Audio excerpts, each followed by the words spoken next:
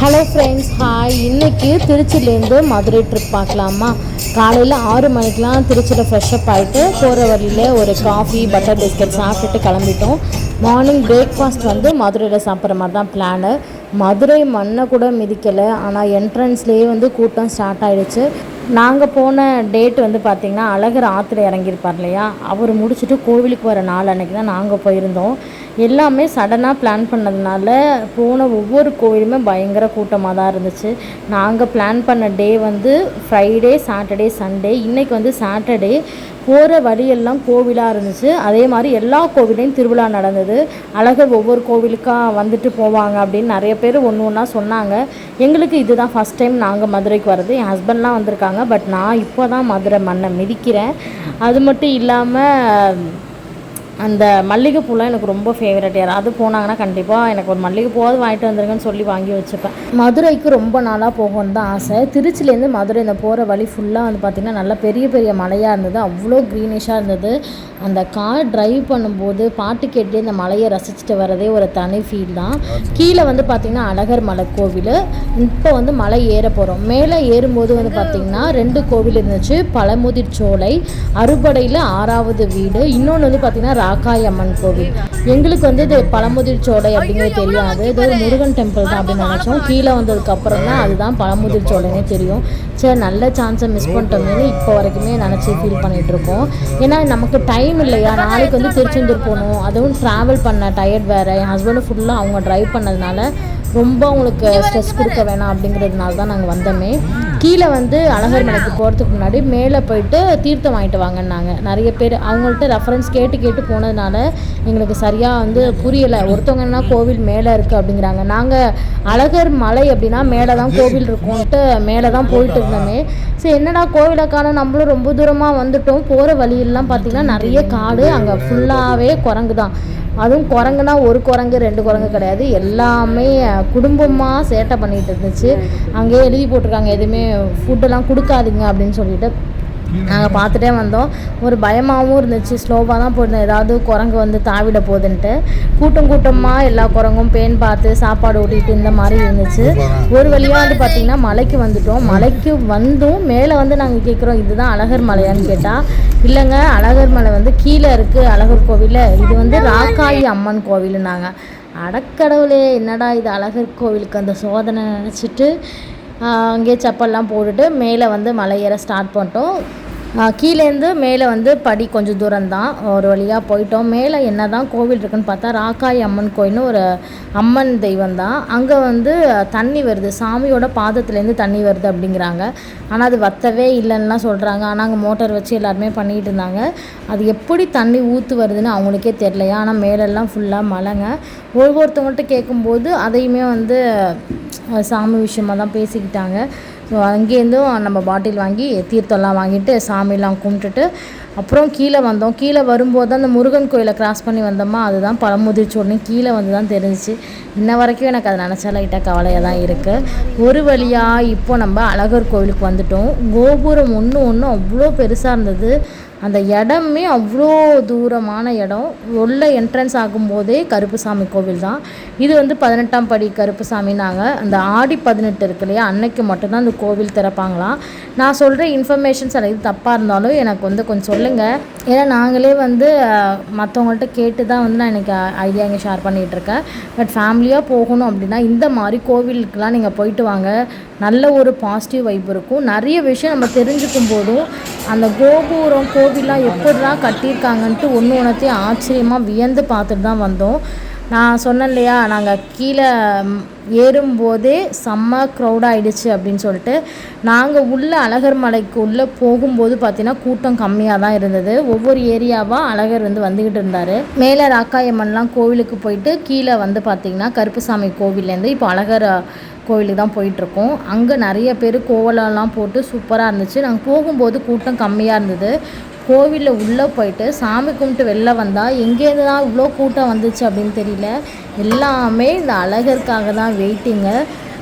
ஆற்றுல இறங்கி திரும்ப கோவிலுக்குள்ளே வர்றதுனால சிலை பார்த்திங்கன்னா எனக்கு லைட்டாக ஆஞ்சநேயர் சாமி எப்படி இருப்பாங்க, நல்லா உயரமாக ஹைட் அண்ட் வெயிட்டாக இருப்பாங்க இல்லையா, அந்த மாதிரி சிலை நல்லா கம்பீரமாக இருந்துச்சு அழகர் சிலை. இதெல்லாம் வந்து பார்த்திங்கன்னா ராஜகோபுரம். நாங்கள் அங்கே போகிறவங்க வரவங்களை கூப்பிட்டு ஒவ்வொரு ஃபேமிலி ஃபோட்டோ அது மாதிரி எடுத்துக்கிட்டோம். மற்றபடி ஃபோட்டோ வீடியோஸ் நான் எடுத்தேன். இந்த சைடு கிராஸ் பண்ணும்போது 2-3 பேர் வந்து நீங்கள் யூடியூப்பில் வரதான்னு கேட்டாங்க. இன்னொருத்தவங்களாம் அவங்களுக்குள்ளே பேசிக்கிட்டாங்க. ஆக்சுவலாக எங்களால் டைம் இல்லை நின்று பேச மற்றவங்கள்ட்ட. ஆனாலும் எனக்கு அதெல்லாம் கேட்கும்போது பயங்கர ஹாப்பியாக இருந்துச்சு. பரவாயில்லையே நம்ம ஃபேஸும் நிறைய பேருக்கு தெரியுது அப்படின்ட்டு. இங்கே கோவிலில் சாமி கும்பிட்டு வெளில வரும்போது பார்த்திங்கன்னா அந்த அழகர் மலையோட அந்த அதுக்கப்புறம் அந்த கோவில் ஒன்று எங்கெங்கே இருக்குது அது மாதிரி வச்சுருந்தாங்க. பார்க்க அவ்வளோ நல்லா இருந்தது. அதுக்கப்புறம் அழகர் மலையை முடிச்சுட்டு நம்ம மீனாட்சி அம்மன் கோவில் போகலாம், போகிற வழில பிரேக்ஃபாஸ்ட் முடிச்சுட்டு போகலான்னு தான் பிளானு. ஆனால் எங்களால் மீனாட்சி அம்மனை பார்க்க முடியல. இது கொஞ்சம் சேட் ஸ்டோரி. நாங்கள் இந்த 2 கோவிலுக்கு போயிட்டு வரத்துக்கே டைம் வந்து 11 o'clock ஆகிடுச்சு. நாங்கள் அப்போ தான் வந்து பிரேக்ஃபாஸ்ட் சாப்பிட்டோம். கோவில் வந்து பார்த்திங்கன்னா 12:15 போனதுனால நடை வந்து சாத்திட்டாங்க. ஸோ எங்களால் மீனாட்சி அம்மன் பார்க்க முடியல. இதுதான் அழகர் மலையோட வியூவு. எவ்வளோ பெருசாக இவ்வளோ சூப்பராக கட்டியிருக்காங்க அப்படின்னு பாருங்கள். பழமுதிர் சோலை பார்க்க முடியலன்னு ஒரு கவலையாக இருக்குது. கண்டிப்பாக நெக்ஸ்ட் டைம் ஏதாவது பிளான் பண்ணி கோவிலுக்கு வந்து போயிட்டு வந்துடணும். சொல்லியிருந்தேன் இல்லையா, கோவிலேருந்து வர வழியிலே நல்லா கோலம் போட்டிருந்தாங்க. இங்கே தான் அந்த சிலையெல்லாம் வச்சு அதுக்கப்புறம் எடுத்துகிட்டு போவாங்க போல். ஒவ்வொரு கோபுரமும் அவ்வளோ பெருசாக இருந்தது. மதுரை மக்கள் யாராவது இந்த வீடியோ பார்க்குறீங்க அப்படின்னா மதுரை அப்படின்ட்டு எனக்கு கமெண்ட் பண்ணுங்கள், எவ்வளோ பேர் பார்க்குறீங்க அப்படின்னு சொல்லிட்டு பார்க்கலாம். ஹாப்பியாக இருந்துச்சுங்க. மைண்டுக்கு அவ்வளோ ரிலாக்ஸாக இருந்தது. இந்த மாதிரி கூட்டம்லாம் திருவிழா டைமில் ஊரில் பார்ப்போம்ல, அந்த மாதிரி ஃபீலாக இருந்தது. நிறைய கடத்தரு போகிற வழியெல்லாம் வளையல், அதுக்கப்புறம் மணி, அது மாதிரி எக்கச்சக்கமான வச்சுருந்தாங்க. பலூன்ஸ்லாம் கட்டியிருந்தாங்க. நல்ல ஒரு வைபே சூப்பராக இருந்துச்சு. ஸோ உங்களுக்கெல்லாம் அழகர் மலை கோவில் போயிருக்கீங்களா? உங்களுடைய ஸ்டோரிஸ்லாம் வந்து முடிஞ்சால் வந்து கமெண்ட்டில் ஷேர் பண்ணுங்கள். ஸோ நாங்களும் வந்து தெரிஞ்சுக்கிறோம். யார் யார் அழகர் மலைக்கு போயிருக்கீங்க அப்படின்னு சொல்லுங்கள். நாங்கள் ஃபேமிலியாக போனது ரொம்ப சந்தோஷமாக இருந்துச்சு.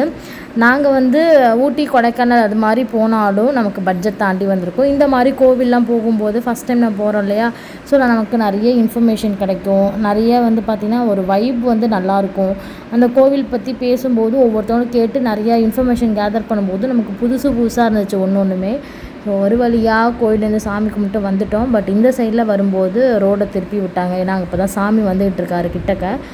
அப்புறம் காட்டுக்குள்ளெலாம் சுற்றி அப்படி தான் வந்து ஊருக்கு வந்தோம். இதெல்லாம் வந்து பார்த்திங்கன்னா சாமி வந்து உண்டியல் காணிக்க அப்படின்னாங்க. அதுக்கப்புறம் சீர்வரிசை வந்து திரும்ப எடுத்துகிட்டு வர்றது அப்படின்ட்டு ஒவ்வொன்றா சொன்னாங்க. ஸோ நான் இங்கே தப்பாக இன்ஃபர்மேஷன் எதுவும் ஷேர் பண்ணலை. அவங்க சொன்னதை நான் சொல்கிறேன். நிறைய பேர் வந்து உண்டியல் காணிக்க அதெல்லாம் எடுத்துகிட்டு வந்தாங்க. இதெல்லாம் என்ன அப்படின்னு நீங்கள் தெரிஞ்சால் சொல்லுங்கள்.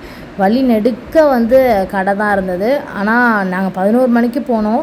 சாப்பிட என்ன இருக்குமோன்னு தெரில, நினச்சிட்டே போனோம். ஹோட்டல் வந்து அங்கேயே திறந்துடுச்சாங்க. நல்ல ஒரு தோசை, அதே மாதிரி சட்னி எல்லாமே ஃப்ரெஷ்ஷாக இருந்துச்சு. அங்கேயே சாப்பிட்டோம். இப்போது நெக்ஸ்ட்டு வந்து பார்த்திங்கன்னா மீனாட்சி அம்மன் கோவில் போகிற பிளான் தான்.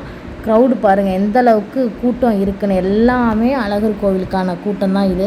இன்றைக்கே இப்படின்னா அன்றைக்கி அழகர் ஆற்றுல இறங்கும்போது எவ்வளோ கூட்டம் இருந்திருக்குன்னு நினச்சி பாருங்கள். நான் வந்து டிவியில் பார்த்தேன். அதே மாதிரி மீனாட்சி அம்மன் திருக்கல்யாணமும் டிவியில் பார்த்தேன். பயங்கர கூட்டமாக இருந்துச்சு. அந்த கூட்டத்துக்குலாம் நம்ம போயிருந்தா நசுங்கி தான் வந்திருப்போம்னு நினைக்கிறேன். அப்புறம் ஒரு வழியாக வந்து சாப்பிட வந்தாச்சு. எங்கே போனாலும் நமக்கு ஆல் டைம் ஃபேவரட் ஃபேமிலியே வந்து தோசை தான். ஸோ நிறைய கலராக ஃப்ளாக் கலரில் சட்னி வச்சாங்க. ஆரஞ்சு, ஒயிட்டு, க்ரீன் நல்லா சாப்பிட்டோம். சாம்பார் வந்து ஒரு மாதிரி டிஃப்ரெண்ட்டாக இருந்துச்சு. பட் டேஸ்ட் நல்லா இருந்தது. ஹோட்டலில் தான் வந்து சாப்பிட்டோம். எல்லாமே ஃப்ரெஷ்ஷாக இருந்துச்சு அந்த டைமில். ஏன்னா அன்றைக்கி கூட்டமாக இருக்குது, நிறைய பேர் வருவாங்கன்னு சொல்லிட்டு அடுத்தது பண்ணிகிட்டே இருந்திருப்பாங்க போல். சாப்பிட்டுட்டு அதுக்கப்புறம் ஆளுக்கு ஒரு கூல்ட்ரிங்க்ஸை குடிச்சிட்டு திரும்பவும் வண்டி ஏடுறான்ட்டு மீனாட்சி அம்மனுக்கு தான் போனோம். வெயில், பயங்கர வெயில். நல்லா வந்து எல்லாருமே காஞ்சு டயர்டாயிட்டோம் ஒரு வழியாக. ஸோ இது வந்து மீனாட்சி அம்மன் கோவில் போகிற வழி. அந்த கடத்தெருன்னு சொல்லுவோம் இல்லையா, தேர் பார்த்தாச்சு. நாங்கள் எக்ஸ்பெக்ட் பண்ணவே இல்லை கோவில் நடை சாத்தியிருப்பாங்கன்னு. ஒரு 12 மணிக்கிட்ட போயிட்டு இருந்தோம். சரி ஏதாவது பார்த்துருவோங்க, ஒரு 1/2 மணி நேரம் இருக்கும், அதுக்குள்ளே உள்ளே பூந்தலான்னு பார்த்தா நடை இந்த பக்கம் நாங்கள் போன நடையை க்ளோஸ் பண்ணிட்டாங்க. அது கொஞ்சம் சேடாக தான் இருந்துச்சு. இனிமேல் 4 மணிக்கு தான் திறப்பண்ணாங்களா. நாங்கள் 4 மணிக்கு இந்த சாமியை பார்த்துட்டு அப்புறம் எப்போ திருப்பரங்குன்றம் போயிட்டு திருச்செந்தூர் எப்போ போகிறதுன்னு எங்களுக்கு கொஞ்சம் டைம் வந்து செட் ஆகலை. சரி ஓகே, இன்னொரு நாள் மீனாட்சி அம்மனை பார்த்துக்கலான்ட்டு கோவிலில் மட்டும் இறங்கி அந்த வழி வாசல் இருக்கும்ல அதை பார்த்துட்டு வந்தோம். நிறைய பேருமே இதுக்காக தான் வெயிட் பண்ணாங்க. சில பேர் 4 o'clock வரைக்கும் வெயிட் பண்ணலான்னாங்க. நாங்கள் எங்களுக்கு டைம் இல்லைன்னு சொல்லிவிட்டு கதவை மட்டும் பார்த்து சாமியை கும்பிட்டுட்டு ஒவ்வொரு கோபுரத்தையும் ரசிச்சுட்டு மதுரைக்கு வந்துட்டு ஜிகிர்தண்டா சாப்பிடாமல் எப்படி. ஸோ எல்லோரும் ஆளுக்கு ஒரு ஸ்பெஷல் மதுரை ஜிகர்தண்டா வாங்கி சாப்பிட்டுட்டு மல்லிகைப்பூ வாங்கினோம். நான் வந்து கட்டின பூ வாங்கலை, அதெல்லாம் பார்த்திங்கன்னா உங்களுக்கு அப்படியே சேராக தான் வரும் அப்படின்னு சொன்னாங்க, கட்டியே கொடுப்பேன்னாங்க. நான் உதிரிப்பூ வாங்கி அதுக்கப்புறம் நான் காரில் போகும்போது கட்டிக்கிறேன்ட்டு வாங்கினேன். அப்புறம் சந்தனம், வீட்டுக்கு கொஞ்சம் சாம்பிராணி, ஊதுவத்திலாம் வாங்கினோம். மதுரையில் இன்னொரு ஃபேமஸ் வந்து காட்டன் புடவைகள்பாங்க. அதே மாதிரி கோவில்லேருந்து அந்த பார்க்கிங் நடந்து வந்தோம் இல்லையா, அங்கே வந்து காட்டன் புடவைகள் வச்சுருந்தாங்க. ஸோ எங்கள் மாமியாருக்கு வந்து பார்த்திங்கன்னா காட்டன் புடவை வந்து 2 பர்ச்சேஸ் பண்ணியிருந்தோம். இந்த கலர் காம்போ நல்லா இருந்துச்சு. எனக்கு சாரீ எடுக்கலாம் பயமாக தான் இருக்குது. சாரீ 900 ரூபாய்க்கு 800 ரூபாய்க்கு எடுத்தாலும் ப்ளவுஸ் 300 400 கொடுத்து தைக்கிறமேன்னு இன்னுமே எனக்கு கவலை. நான் நல்லா சாரீ வந்து எடுக்கலை. பட் இந்த கலர் காம்போ நல்லா இருந்தது. மைண்டு கொஞ்சம் ஆசிலேஷனலாக இருந்துச்சு, எடுத்துக்கலாமா வேணான்ட்டு. அப்புறம் வேணான்னு நான் வச்சுட்டேன். இதுதான் எங்கள் மாமியார் வந்து ஃபைனலாக செலக்ட் பண்ணாங்க. இந்த பட்டு வந்து வாழைநார் பட்டு அப்படின்னு சொன்னாங்க. பட் இந்த பிரிண்டெல்லாம் லைட்டாக போயிடும். பட் வந்து உங்கள் சாரீ ரொம்ப நல்லாயிருக்கும், துவைச்சாலும் நல்லாயிருக்கும் அப்படின்னாங்க. அதனால் இந்த கலர் காம்பினேஷன் பார்த்திங்கன்னா நல்லா ஒரு வைலட் பிங்க், லைட் வைலட்டில் பிங்க் ஷேட் மாதிரி நிறைய மயில், அதுக்கப்புறம் பெண்ணெல்லாம் போட்ட டிசைன். ஸோ வாங்கிட்டு நாங்கள் திரும்ப வந்து திருப்பெருங்குன்றம் அங்கே போயிட்டோம், முருகரோட முதல் அறுபடையான வீடுக்கு. ஸோ இந்த வீடியோ எல்லாமே ஜெய் தான் ஷூட் பண்ணால். ஓகே ஃப்ரெண்ட்ஸ், இந்த வீடியோ உங்கள் எல்லாருக்கும் பிடிச்சிருக்கு நான் நம்புகிறேன். நீங்களே என் கூட மதுரையில் ட்ராவல் பண்ணியிருப்பீங்க நம்புகிறேன். இந்த வீடியோ பிடிச்சா பெரிய லைக் கொடுங்க. இன்னொரு வீடியோ சந்திக்கிறோம். பாய், டேக் கேர், தேங்க்யூ ஃபார் வாட்சிங்.